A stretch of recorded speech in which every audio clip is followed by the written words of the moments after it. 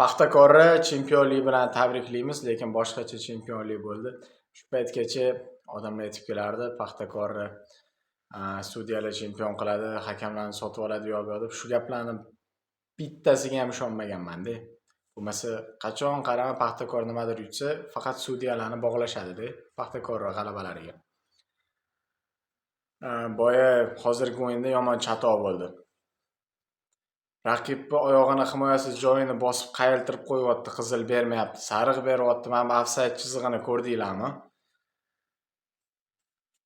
Xo'p, u bola ofsaydda hopdi mayli, baribir anaqada hujumda ishtirok etmadi-ku. Hujumda ishtirok etmadi-ku bola. Anaqa Kalakovich hujumda ishtirok etmadi-ku, adashmasam. Baribir shunday kichkinagina liniyachani tortib qo'yib, ofsaydda golini inobatga olishmadi-da, yaxshi ish bo'lmadi.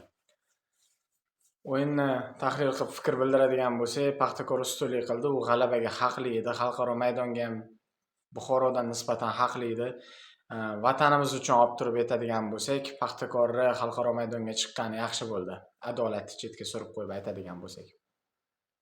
Chunki mana shundoq ham Nasaf elitda parod qilyapti.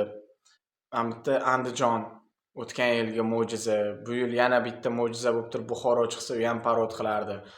Biz ko'rib turibmiz-ku, futbolda pul katta narsani hal qiladi.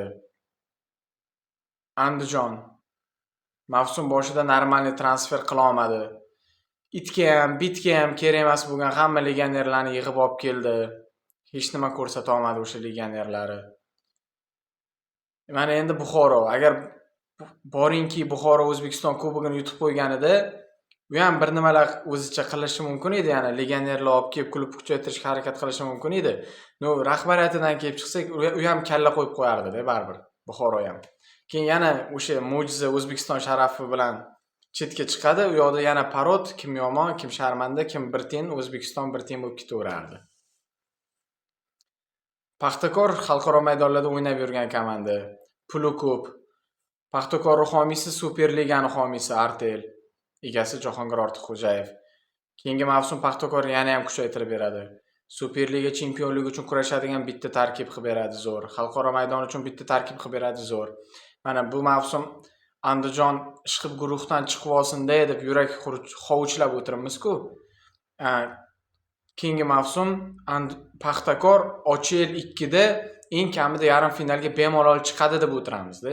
Tushunasizlarmi? Mana Al Nasr xudo xohlasa hozir Saudiyada birinchi o'rinda ketyapti-ku. Al Nasrga o'xshagan komanda Ochel 2 da bo'lmaydi.